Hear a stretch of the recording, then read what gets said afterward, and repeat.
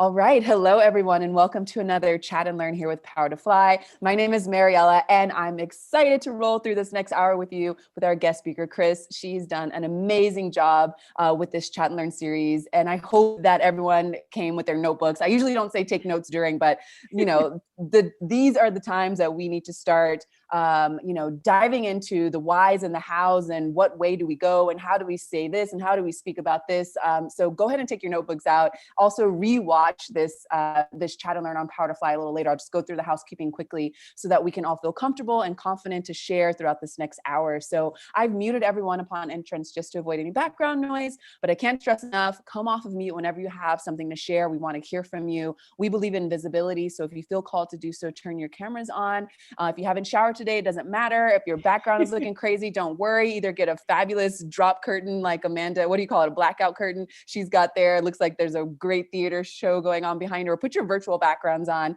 There's no judgments here. We're all here to learn and to create a safe space together. With that said, I know we're speaking about some sensitive topics. So if anyone wants to be kept anonymous, feel free to write me in the chat box under Mariella, and I will flag your response or your comment to our guest speaker. The last thing I'll say is that this is being recorded. So if you do come off of mute, you will be featured in our video. And make sure you follow us on socials and subscribe to our YouTube channel because we got some great chats coming up in the future. And without further ado, pass the mic to Chris. Chris, go ahead and take it away. Tell us about you. For those of us who have not already joined a Chat and Learn, let us know what you're excited to share with us today, and then we'll roll through these next questions.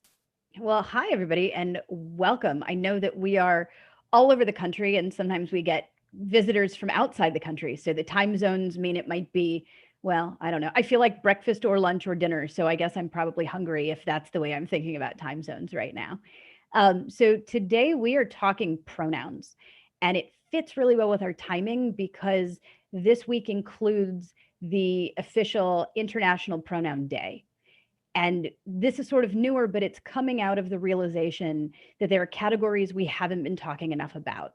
And I don't even just mean we, those of us in the room, but we as a society, and taking a look at when there's words in language that we don't use often or maybe ever, it's really important not just to know what they sound like and to hear them, but to know how to use them so that nobody walks away feeling either confused by what they heard or they have something to say, but they're not sure about the language. So then they don't say anything, which then feels like a missed opportunity.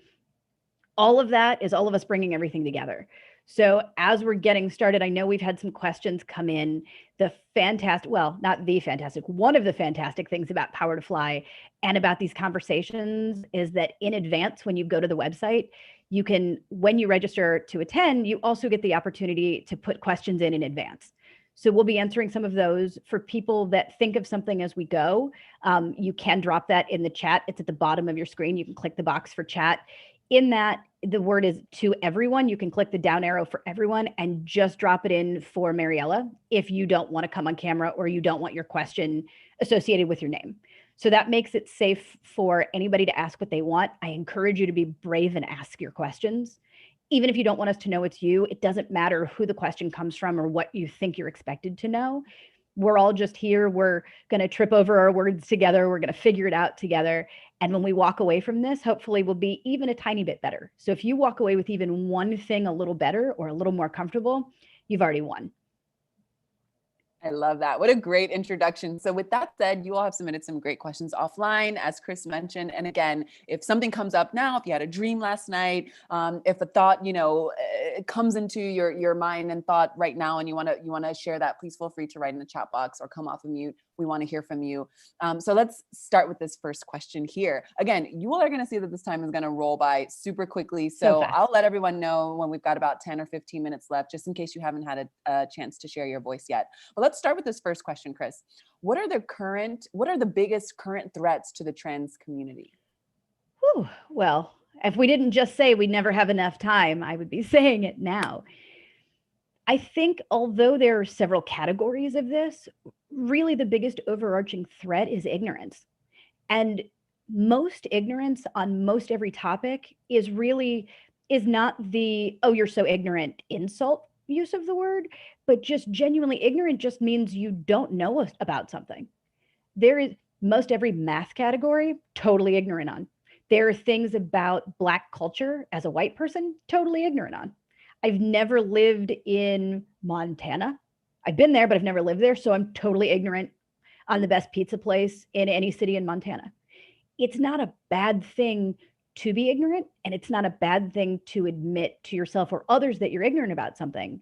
The problem comes in when you don't do anything about it when you find out.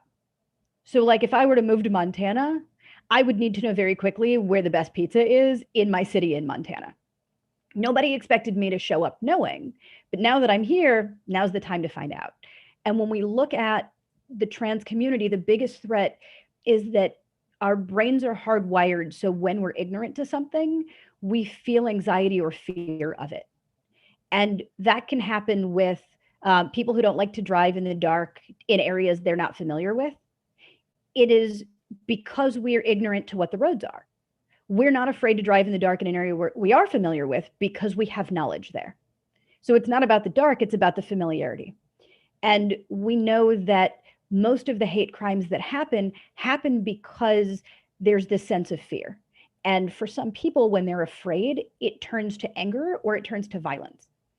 And that's a lot of the basis of all the threats that are happening for any of our marginalized community, including the trans community.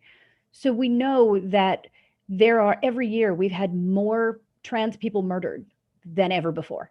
That number keeps growing every year. We know that that happens because people are acting out of hate, but most of that hate isn't because I'm super well educated on a topic and on your identity and I've decided that I hate you. That's not really the way that it's working. The way it works is either I have no knowledge at all and that scares me and so you can't be here, it threatens me, or it comes from I heard something once from one person, or I watched one thing on a biased media network, and now I have this belief. And it causes people to act. And we know, for example, one of the big threats happening deals a lot with transgender youth and about the ability for youth in schools to use bathrooms. And that continues on into public spaces for bathroom use. And we know that there is this belief from a lot of media that if transgender people can use the bathroom that fits their identity, it means men will put on dresses and molest your children. It means every kid is going to be harmed and people are going to try and turn your kid transgender.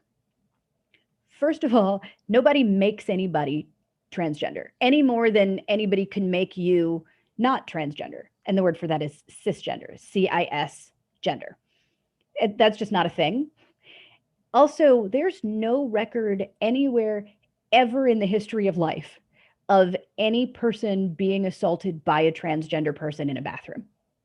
What actually happens in the bathroom for transgender people is recognition that that's not a safe place.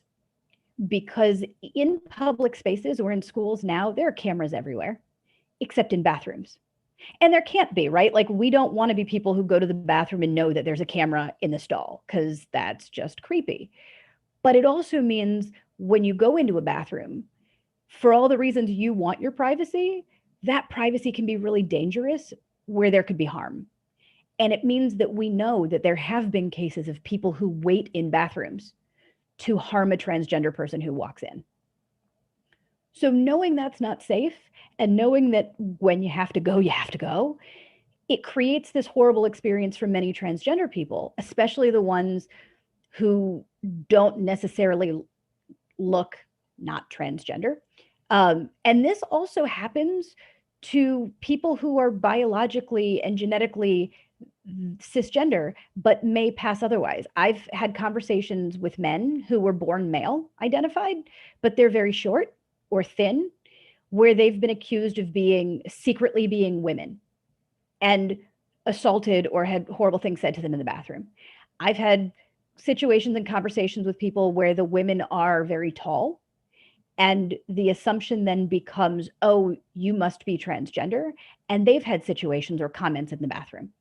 So this isn't just a tiny percentage of people. This is just a general safety. We should all be able to go into a bathroom and use the restroom and wash our hands and be safe. We should all be able to walk down the street and be safe. When we add in the awareness we're gaining about racial injustices And I say we on that one as a white person. I don't think any person of color in any group is at all surprised at the news stories coming out. But there have been more white people than ever watching those stories for the first time and showing up to protest for the first time or writing letters to politicians for the first time. It's brand new information because the stuff we know is always brand new to somebody, whether it's your child or your neighbor or what I know today that is brand new to you, or the things that you know that you can teach me that'll be brand new to me. So, really, just looking at let's get more educated and let's share what we learn. And the awesome thing, I keep saying the awesome thing like there's only one. There's a million awesome things about Power to Fly. One of the awesomest things is that Power to Fly will send you a link because you registered for this, which means you'll get that link in your email. All you've got to do to share the education, to lessen the ignorance, to support the trans community is forward the link to people. That's it. You can copy paste it. You can click the forward button in your email. It takes you half a blink. If you're like most people and you're checking your email while you're in the bathroom, you can do it there too. And you're continuing to perpetuate knowledge. And the more knowledge we have, the less we think about a group of people as a group of people, and the more we think about it as individuals who are impacted.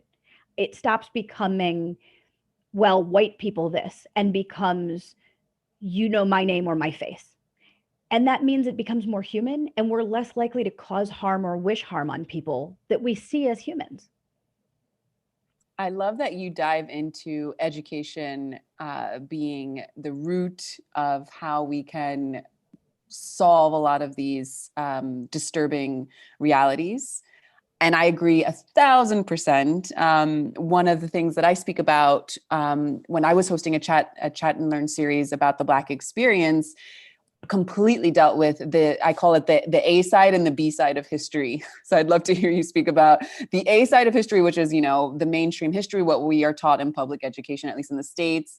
And then the B side of history, which I feel it is the work of the artist. And I believe that we are all artists. So I'd love to hear your opinion on this as well. It's the work of the artist because we clearly see that within our system, you know, education and even in the workplace, the A side of history is continuing to be perpetuated. So using different artists or musicians, you know, whatever realm of artistry you want to dive into, the creative being that decides to investigate the B side and share it in a way that people can be receptive and then, you know, re-educate ourselves. I'd love for you to just talk about that, the A side and the B side of history. I mean, I'm a beyond great lover of mixtapes. It is one of my favorite things, so much so that Lin-Manuel Miranda did a freestyle rap to me about mixtapes, and that does exist. I think it's under YouTube, under like Freestyle Love Supreme mixtapes. And yeah, it is there. It is real. My deep love. So anything A side, B side, I'm all kinds of down for. I think we're seeing in the media now trans people more than we ever have. More people have heard of Laverne Cox. Millions of people watched Caitlyn Jenner's coming out special years ago. And it's fantastic. There is a show on TLC called I Am Jazz that chronicles the life of a teenager who also identifies as transgender. And some of the episodes are about being transgender. And some of the episodes are just like when you're a 16-year-old girl and you want to date and it's awkward and she has older brothers. And so what it's like to be a 16-year-old girl who wants to date who has protective brothers. Because we see people sometimes as this specific little pocket of what we need them for. So in the Power to Fly session, maybe in that moment, it was like, oh, Mariella is a person of color, or we're talking about women's issues. So, you know, Amanda is a woman. All of those things, yes. Also, there's all these other details. I am my race and my gender and my sexuality and my height and sometimes my weight and my hair color and my education and my absolute undying belief that New York City pizza is real pizza. And I don't know what Chicago is, but that is not pizza. And everything should be tie-dye and too much reality TV and not really a morning person, right? Like all of these things that are all happening in who I am, and they're all happening simultaneously. And some of them I don't think about, and other things, depending on the person, that's what they know about me, or that's what they remember about me. And when we look at transgender people, I think it becomes really easy to assume this whole like monolith experience of transgender people, which is all of them, right? Like it's a them category and all of them go in one category. And that's just not true about anybody. I mean, the A side of that is like, yay, we're seeing things on TV. Awesome. And it is. We just saw, for those who still watch Saturday Night Live, there was a comment made about J.K. Rowling and her transphobic, I don't even have a word for the mess that that is. And one of the things that was said in it was not only was it all pro equality, but there was a statement made that Laverne Cox is a national treasure, said by a white, straight, cisgender guy on Weekend Update. I believe it was the premiere episode, which was 2 weeks ago, for those who want to look for that later. We never had that before. So the A side is like, heck yeah, we're getting that. It's going. The B side of it is not everybody fits in the same types of groups. And within the trans community, the age demographics matter maybe more than in any other. We know that a lot of the elders in the trans community didn't get to come out until they were in their 50s, 60s, 70s. Some are coming out in their 80s because it's the first time it's been safe for them, or they felt like they had to wait for their parents to die first or their spouse to die first. Then we've got this group of people who transitioned in their 30s and 40s while they were already in their career, and they maybe already had a spouse and or children, and what that experience is. And we've got teenagers who are transitioning between high school and college. So they didn't have to live as long not feeling aligned. And we've now also got kids who are open in their identity from pretty young ages, and they're given access to hormone blockers and puberty blockers, and they're brought in so that they never have to have their body develop through puberty in the way that's not right for them. And each of those experiences is equally valid and also completely different from any of the other experiences. And they're different because each individual is different. So some of that we look at isn't just a general education, but also once we have the general knowledge, we have to go deeper, right? It's understanding, like I was a kid in the 90s, and as a white kid in a white town, I grew up being taught that the best you could do for racism was to be colorblind. And as a white person, like, heck yeah, I'm colorblind. And then the step further was like, I'm not only colorblind, but like, hey, new black friend, you're safe around me because I know all the lyrics to 2.5 Tupac songs. And I genuinely meant well when I said these things. And it wasn't until I got older and had friends of color who were kind enough to say to me, like, hey, when the first thing you tell me is how many Tupac songs you know the words to, it doesn't make me feel safe. It makes me feel like the thing you're looking at is how black I am. That's not good for me, and it doesn't make me feel the way you think you're making me feel. But I wouldn't know. I didn't know, and some of it is we want people to see our hearts. We have good intentions. So some of this is also just how are the things when I mean well that actually aren't doing what I intend.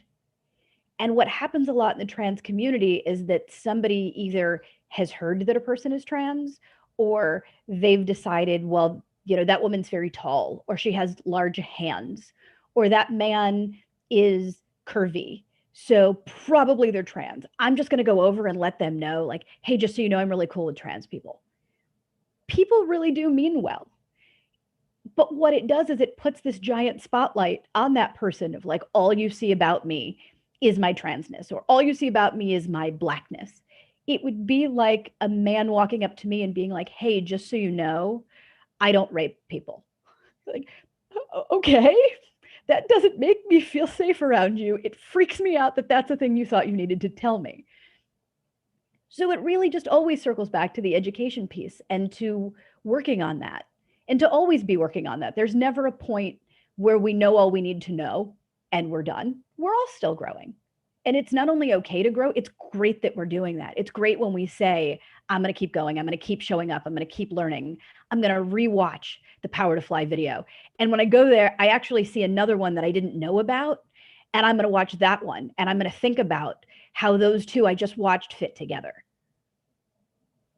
I love that you talk about this, the continuum of education. You know, I find that we have been bred to think that, you know, there is a place of arrival. And once you arrive to that point of, let's say, status or knowledge or whatever, influence, whatever, it stops there. But especially with this topic, there is no end in sight that I can see, because at first we're just being able to talk about these topics openly and in safe places where we can see people represented in, you know, media and in schools that reflect these things that we're learning. So I love that you're saying to keep learning, to keep asking questions, and also to be aware of maybe if you are intruding on someone's safety by asking them something that you mean well, but is actually, you know, causing some difficulties. And Amanda here writes, love how you're showing that education information reduces anxiety, fear, and violence.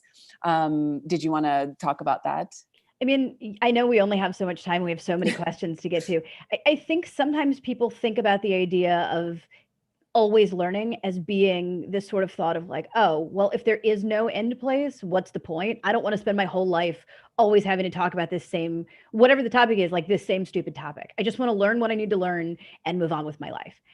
And but we do this as humans, right? Like no matter how long you've had your longest friendship, there's still things that you learn about each other. There's still a moment of, I have friends that I've had since I was like 12 years old. And there are still times that I will say something and one of them goes, really? I'm like, huh, yeah, how did you not know that? There are still people that have been married for 50 years that will talk about how their partner is always surprising them. It doesn't mean that every day you devote an hour to your life from your life to one topic to learn. It just means that once you have that foundational knowledge, you're always recognizing that things will grow and change. And we see that especially with language. We know, for example, a pretty universal knowledge in America is that there was a period of time in which there were certain words that we used for Black people that we know now you don't use. We know that when our grandparents were our age and they referred to someone as a nice colored lady, they were being polite because that was the nice word you used. That was the inclusive word you used. We know now, 50 years later, that if grandma refers to someone as a nice colored lady, we are mortified and we apologize to that lovely lady. And we explain to grandma that that's not a word that we use anymore. I'd love to hold on to that situation right now, because I know that we're coming to the end of the year, you know, holidays are happening, transitioning from 2020 to 2021, who knows? People are going to be having lots of conversations. There's a big election coming up in the States. So let's say that you have grandma saying these things that she thought was polite at one circle in her community or at one point of her life. How do you approach grandma, let's say in this hypothetical situation that I know a lot of folks are probably going to find themselves in as they share, you know, breakfast, lunch, and dinner with their families that maybe they don't live with, but they, you know, they're with them during the holidays. How do you speak about awareness in that situation? Because then you're in that case, you're talking about a generational gap. Things have changed, times are different, you know, more, we expect more. And I just love for you to approach this hypothesis. Sure. I mean, first, because of COVID, I think, and I hope that everyone's making really intentional choices. It's probably going to be a holiday season without a lot of in-person visits with grandma. I also, because I also have a background in mental health care, I'm a big believer and encourager in, even if grandma can't come to dinner, please call grandma. There are grandmas all over who are by themselves. And also from the other side of it, please call other people, because some of us wish we could be at your dinner and it's just not safe, but phone calls are lovely. But when we look at, I think overcorrecting also happens. And so what often happens becomes somebody says something, especially a person of an older demographic who may not be so up on whatever the language of any category is. And the younger people sort of gasp and go like, oh my God, grandma, shut up. oh my God, this is the worst thing ever. And they walk away and they're like, okay, so my grandma's racist. And that's the end of it. And yes, that wording is not great, but we also have to look at the situation and the context of it. If grandma was complimenting somebody and just used the wrong word, she wasn't trying to be hateful or harmful. She just didn't have the words the same way. I happen to have an 8-pound dog. He's fluffy and a little, and I'm biased, but he's adorable. He's objectively adorable. And when 2-year-old children ever see him, often they will refer to him as a cat. It's not because they mean harm. They're not trying to undermine my dog's identity. Their understanding is that tiny little fluffy things with 4 legs and a tail are a cat. Their life experience says that animal is a cat. And typically what happens is either their guardian or I say something about, well, right, he's the size of a cat, but actually he's a dog, right? And we might talk about how, look over there, there's a different dog. Maybe I would show a photo and say, this is another type of dog, but they're all called dog. And the little kid just kind of goes, okay, dog, and then goes on with their life. Because there's nothing traumatic about being given language you just didn't have. And it's the difference then of saying to grandma, you're right, that woman really does have a pretty dress on. Also, the word colored now is really offensive. So the word you probably want to use is black. That's the right word. So, the way you'd want to word that is like, the black woman has a really nice dress on. Or if there's no other women over there in a dress, maybe we don't have to say what color she is, and we just say that woman is wearing a really nice dress. I would even potentially take it a step further because we're talking about the trans community and point out we don't actually know that person, so we don't know their gender identity. We might just want to say that person is wearing a really nice dress. I really like the color of that dress over there. And we don't have to add all those details in. But we're coming from a place then where we understand grandma's point. Grandma was just trying to tell me, check out the dress. I see it, grandma, thanks. And I can appreciate, I also like that dress. And then there's the space to be like, hey, here's the words we use now. And grandma doesn't have to be upset about it. And if that person heard, they then heard somebody say to them something that's proactive. So maybe the first thought was, did that old lady just call me colored? But there's a pretty immediate follow-up of like, okay, somebody's educated, she just didn't know. She didn't mean harm, she didn't know. And if that person, for example, might be a Black transgender person, or might be a Black person who identifies as male, they then hear the follow-up of, oh, that person didn't realize my gender identity. And it's okay. They're made clear very carefully and very quickly, it's not unsafe for me because of what that old lady just said.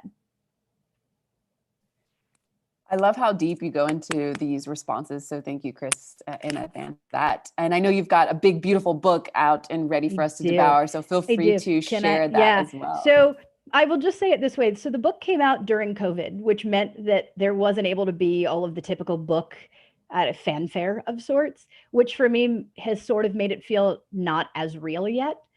So I literally keep a hard copy of it in my space on my desk because sometimes I just have to make sure I didn't just make it up. So I promise I'm not, well, no, that's not true. I was going to say I'm not that weirdo. Also, though I am. I have met myself. I am that weirdo.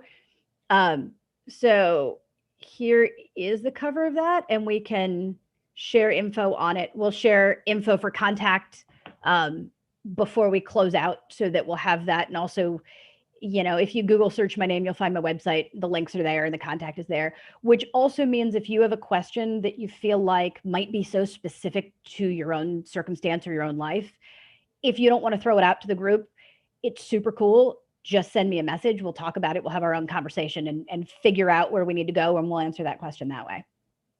Thank you, Chris. Okay, great. So let's switch gears a little bit and talk about the workplace. So let's take this question here. From an employer's perspective, is it best to just directly ask the person how they want to be addressed? It depends the context of the room. If somebody walks into a 3,000 person room and everything is full, you don't want to ask someone on microphone that question, because generally that's not really the right time for that.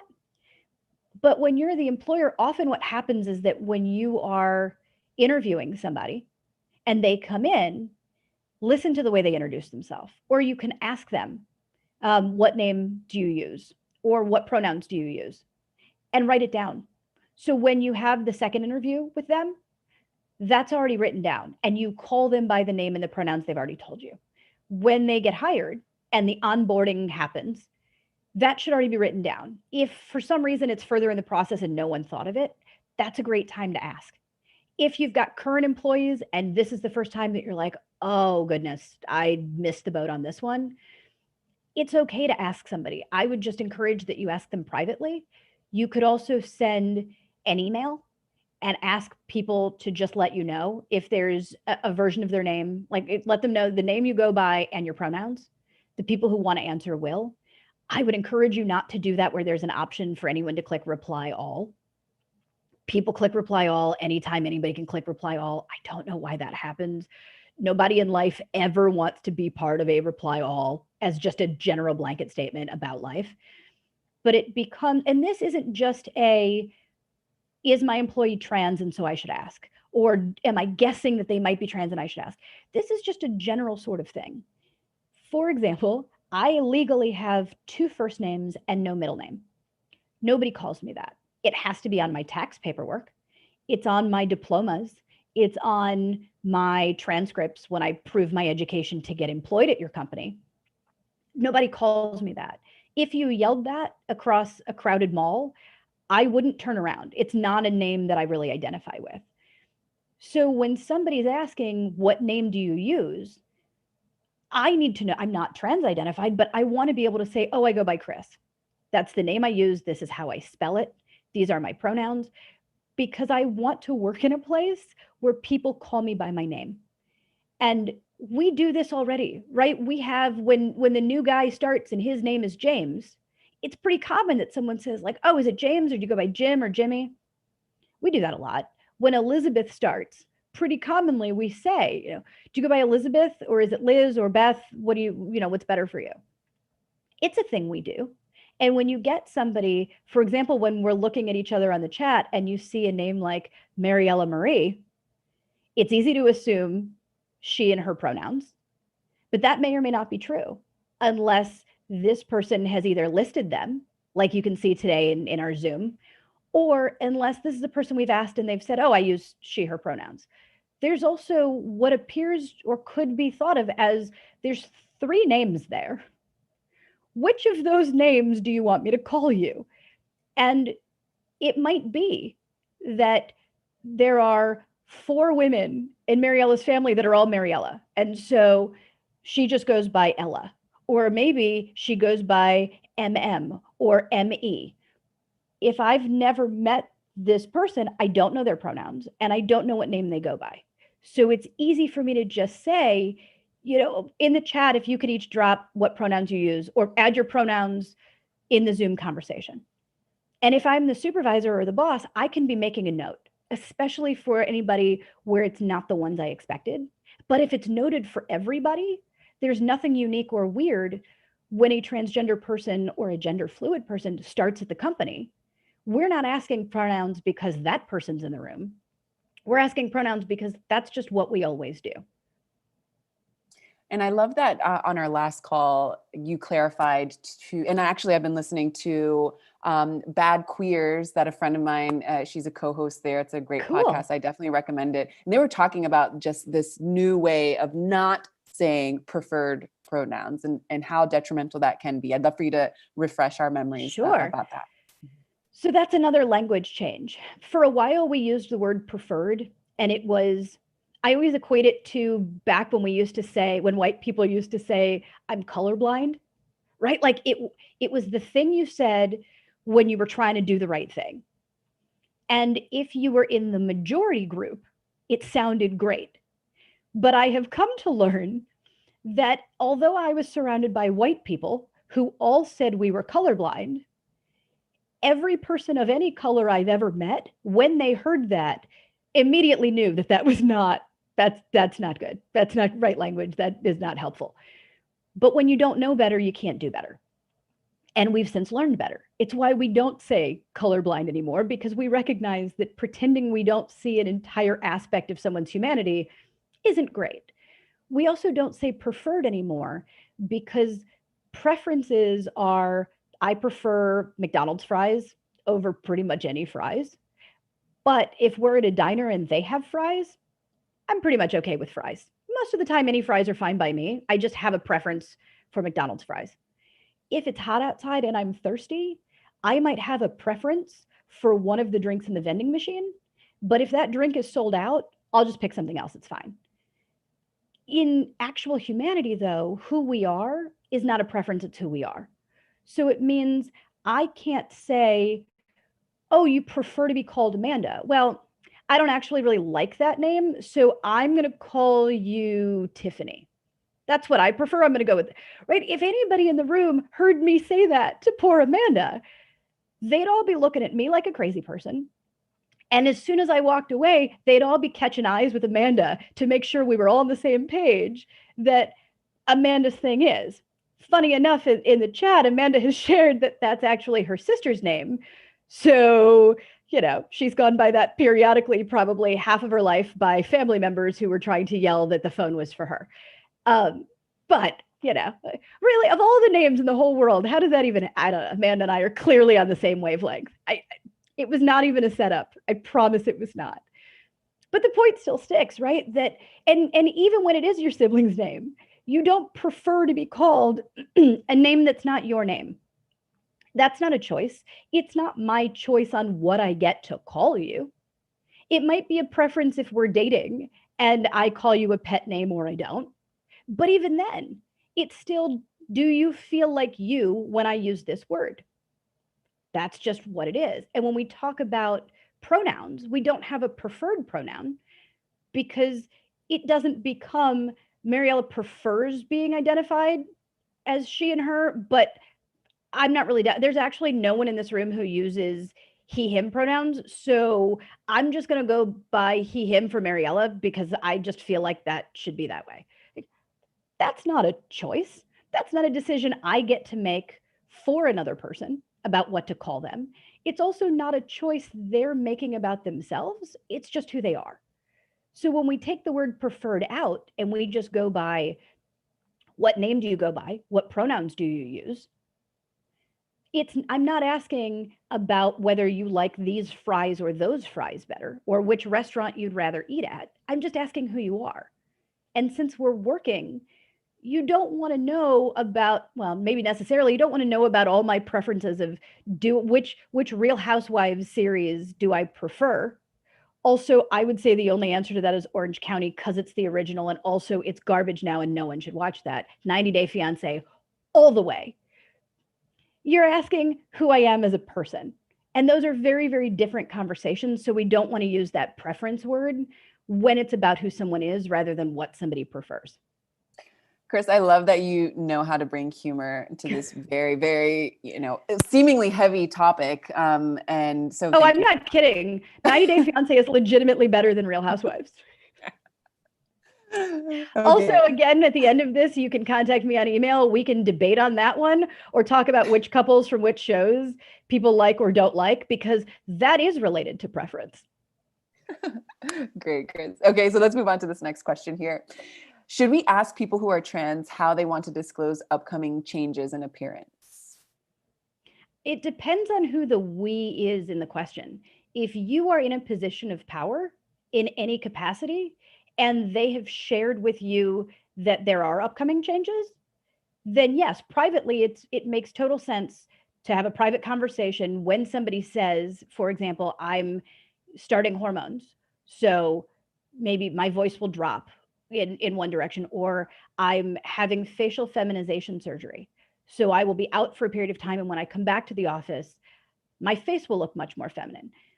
When they're sharing that, it's okay to say to them, great, how do you want me to support you in this? What can I do, or how can I help to make this space feel most comfortable for you? Because they're already starting the conversation. It would be just the same way that if Mariella said to me, like, hey, I'm walking into this room and it's pretty much going to be all white people, if she's bringing up the race conversation, it would make sense for me to say, what can I do to support you in this? Or do you want me to start off a conversation so you don't have to be in the front of this? It would be a little bit weird for me to randomly approach Mariella and be like, hey, so you're the only Black person in this room. How should we handle that? That's a little kind of weird. And we wouldn't do that with someone, for example, who's in a wheelchair, because we've had more experiences for the most part with people in wheelchairs and it's very visual. So typically we know that that becomes something we don't have to talk about unless that person brings it up. If they're bringing it up, yes. And when we talk about being in positions of power, I don't just mean you're the CEO of your company. When you're somebody who's not transgender, and the word again for that is cisgender, CIS, gender, and everybody fits one of those categories, right? So if you're not transgender, you're cisgender, just so that we can get that word kind of in our vocabulary. If you're cisgender, you're automatically in more of a position of power than a transgender person. So even if you are both on the janitorial staff, even if you're both drive-through workers at the fast food restaurant, where you don't feel like you have any power at all, you do because your identity is not within that particular marginalized group. And so maybe your only power is to be able to tell people when they say things, knock it off. Maybe that's all you can do. Maybe it becomes saying to somebody, the comments you're making aren't okay. Maybe it becomes letting that trans person know, if I hear anything, I'll say something. Hey, I know you just changed your name. Do you want me to correct people if I hear them say your name wrong or a name you don't go by? Do you want me to correct the pronouns for you? And that's sort of, in some cases, the interference anyway. There are times I was at a conference in January, back when we could still go to conferences, with a colleague who goes by different names. They go by a female name post transition, but in the workplace, because they have made a lot of name notoriety, they still sometimes use the male name. And before we walked into the conference, because we've had numerous conversations about names, I said to them, which name should I introduce you as? And they told me, and I said, okay, if I hear someone use the other name, do you want me to correct them or let it be? And they answered me, and I said, okay, if we're both in the same conversation, do you want me to step back so you can choose that, or do you want me to speak up? It's not because I was in any more position of power at a conference. I was a conference attendee. They were a conference attendee. But I still use the same name, and I have a gender identity that isn't marginalized the same way. And it let them know to be able to say to me, like, you can go, I think they said with work people this, with this people that, or one of the times we were at something and they said, I'll just introduce myself. It's nuanced for me who gets to meet me as what name. I don't want you to worry about it. So you can just say, this is my friend, and I will introduce myself. Like, okay. And they were like, and if I'm in the group, you don't have to say anything. I'll decide if I want to correct somebody, but that's on me. If I'm not in the room, I would appreciate, if you correct them if they get the wrong pronouns. Okay. 2 seconds of conversation. They knew they had me in the room with them if anything went wrong. And I knew exactly when to speak and when to let them be the advocate for themselves.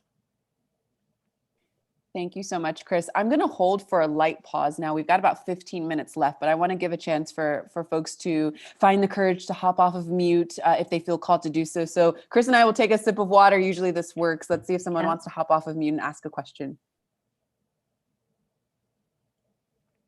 May happen. Sometimes some people may have it. Again, we will put, matter of fact, while we're having this pause, I'm going to put my website in the chat. Through that website, there's contact. If you have questions or thoughts, either that you don't want to share or that you think of in 10 minutes when you're thinking about this and you wish you would have asked a thing, ask it there. The link to the book is there. All sorts of things are there. Lots and lots of tie-dye is there. It's kind of my favorite thing in life. That is not a preference. It is who I am. Yes, actually, I was surprised to see that that I I know. didn't see her It's tie-dye it, scarf. I So it is normally a have a part of scarf, but I actually have yes. it's a rainbow tie-dye on this, and it was made for me by a tie-dye artist in celebration of when my book came out, because I'm so well known for the rainbow tie-dye that it is, I'm going to see if I can get this right on camera. Maybe. So it's here, tie-dye there. The spine of the book, I'm not great with the camera part. The spine of the book is also rainbow tie-dye. Um, so it was in celebration of that, but I have a crazy amount of tie-dyed things. My slides when I'm speaking at events are always tie-dye in the background. My headshot is tie-dye. There's tie-dye on just all the things. It's meant that at conferences, I just tell people look for tie-dye, and I've had people walk up and just talk to me like they know me, and it's because when they see the tie-dye, they just know. That's great. I'm always afraid someone else will be randomly wearing tie-dye, and it'll be like if you accidentally wear a red shirt and you walk into Target, and it's that experience of like everyone assumes you're someone you're not. But I know we're running out of time, but I know we do have some questions we can move into as we get close on that. We do. And actually, before we move on to the next question, I want to flip this question just in case we've got some trans folks who would like some resources or support with maybe. So this question was, should we ask people who are trans how they want to disclose upcoming changes in appearance? Let's take it on the flip. So let's say that we have a trans person that is going to be having some upcoming changes in appearance. How can they start a conversation, with their employer or with, their teacher or with their community members to be aware that this is happening? Is that necessary? Is it not necessary? How can a trans person find more, feel more empowered in this situation is the question. So fantastically, the internet for all the stuff that's garbage. And I would also say anytime there's a news story about anybody that's trans identified, you probably don't want to read the comments. They're mostly awful. However, if you feel like you can't imagine what a trans experience might be and you want just a glimpse of it, read the comments and realize that these are the things that are being written and often said. So there's a place of perspective that can happen there. But a lot of fantastic things on the internet are support groups and conversation groups. And whether it's Instagram meetings and conversations and lives, or it's private Facebook groups that exist specifically for trans identified people. And sometimes it's like transgender women between the ages of 18 and 24. And it can be, and even like in the Midwest or in Columbus, Ohio, where there are conversations that can be happening of here's what I've done and here's what worked. Well, here's what didn't work. Here's what I'm afraid of, but here's what worked well. Those can be happening within the community. But also, a lot of times when you're not sure who's accepting, the fantastic thing about the news is that there's pretty regularly either a trans-related story or a story about a law or a bill that's coming up somewhere. Right now, there's a lot in Texas related to laws about whether social workers are allowed to be discriminatory. It is a horrific situation, and it's really because there's a lot of political belief that there's going to be a big blue wave coming in the next few weeks. And so some people who aren't inclusive are trying to put a lot of things in place early, hoping that they'll stick for a while. And sometimes the way to start the conversation, if you don't know someone's inclusive, is to do it from an outside perspective and to mention, yeah, I just heard this news story. I was reading the paper and what do you think about this? And people will reveal themselves pretty quickly most of the time. And, if somebody for whatever reason just met me, had no clue my belief system, and said, like, I just heard this about upcoming bathroom bills. What do you think? My response to, I think it's disgusting and complete overuse of power, and anything that can be done to protect trans people needs to be done, would hear in my answer, oh, that's a person that I can say, hey, between you and me, I'm getting ready to have this surgery. Hey, between you and me, I'm going to start coming to work wearing dresses instead of pants because I'm transitioning. They would know.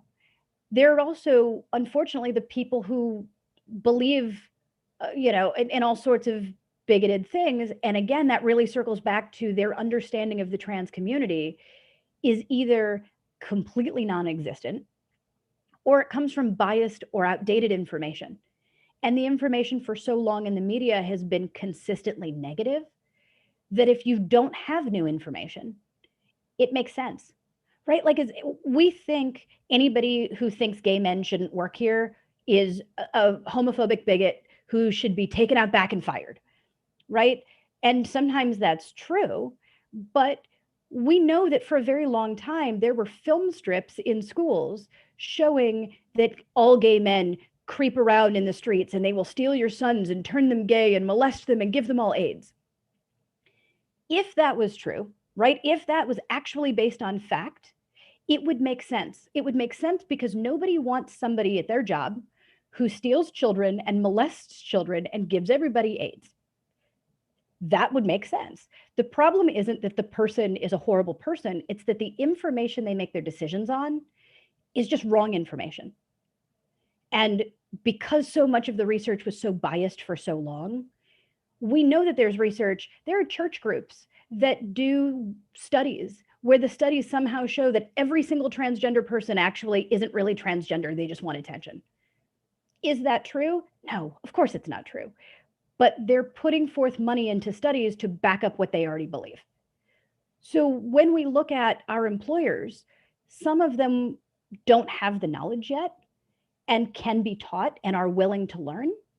And those are different kinds of conversations. And that shouldn't just be trans people having those conversations.